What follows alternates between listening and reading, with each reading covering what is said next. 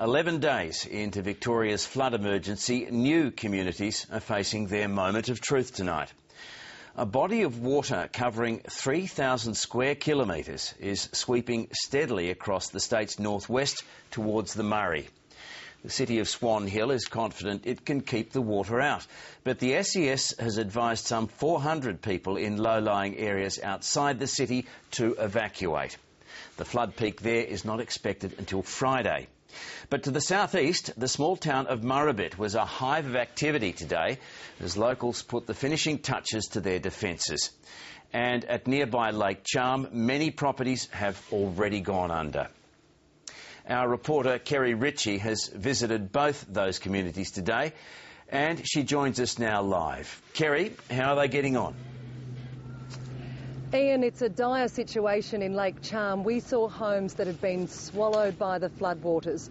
And in Murrabit tonight, there is a desperate battle going on between locals and the flood as they try to save their crops, stock and, most importantly, their homes.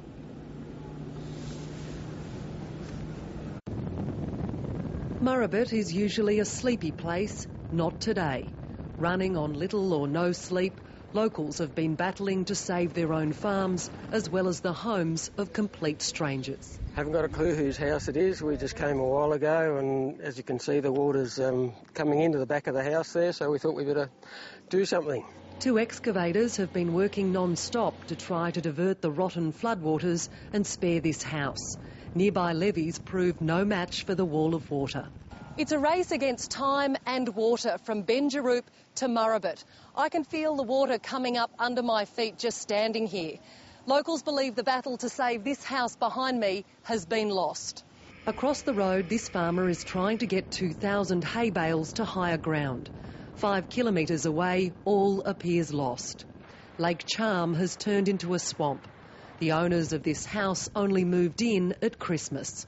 Just next door, Ken Balch, or Hairy as he's known to everyone in Lake Charm, believes he's the luckiest bloke in Australia.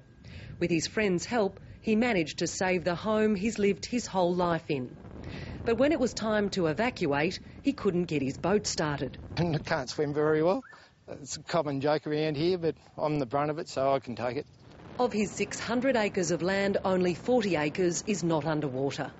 The group managed to plug a hole in the levee, but sandbags had to be boated in, then put on a motorbike and then carried. It was a warm day and I was absolutely stuffed at the end of it, really. I think we all were. We went home and had a few beers to satisfy ourselves. Locals say they've never seen anything like this sea of putrid water. You know, what you see on the other side of the levee bank, it's only a small part of the whole business. And no, it's really frightening, really. Ken Balch says it's ironic. He spent his whole life irrigating these paddocks. Your home is your home. Simple as that. Everyone's, you know, if you can move away, but where you're born and bred, it means something to you. His thoughts are with the families up the road, including his cousin, who weren't so lucky. And Kerry's still with us, though back in Swan Hill now. Kerry, what's going on there tonight as the 10,000 or so residents wait for that flood peak? Well, Ian, the feeling here is pretty calm, quite different to what we saw in Lake Charm and Murrabit. There are a lot of people coming down to the river to have a look at the flood marker. It's the most popular spot in town. And look, it's at 4.3 metres at the moment. The peak is going to happen at 4.8 metres, and as we've said, that could happen as late as Friday. So look, the SES are here. There are a lot of sandbags around the place. But look, most people are just tired. They just say that the worst thing is the waiting, and they wish that really, the peak wasn't going to happen as late as Friday. Are parts of the city itself at risk, Kerry, or is the concern more for outlying properties? The Mayor of Swan Hill, Greg Cruikshank, is still confident that the city centre will not go under, and it is quite a way in from the bank.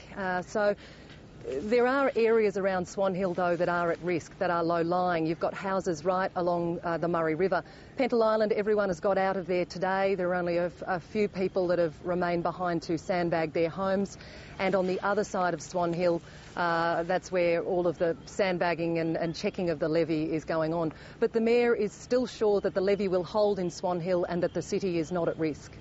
Kerry, all that water you've been trudging around in today is now pretty well travelled, isn't it? Just how bad is the water quality?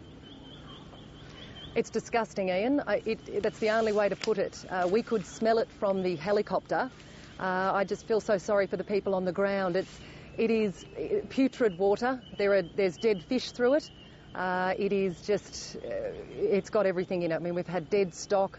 It's travelled quite a distance, but you can hardly see through it, and that water is such a huge volume of it. It smells and it's no good to anyone.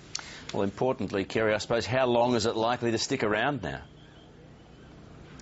Well, one of the farmers at Lake Charm told me that he had been told that he should expect it to be surrounding his home for another month.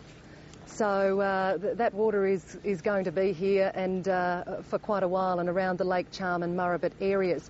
But here at Swan Hill, look, we just don't know how much longer the water is going to stay after that peak on Friday, or if it will actually be as bad as is feared. But there's a layer of black water on the top of the Murray River, and right next to me here, a yabby has just crawled out, and everyone's sort of been taking photos of it. That only happens when the floods are bad. It is a layer of black water on top of the Murray that's got no oxygen in it. So even the Murray, I mean, it's a mighty Murray, but it is also being affected by this. So the impact of this is being felt over a huge area, Ian. Kerry, thank you very much.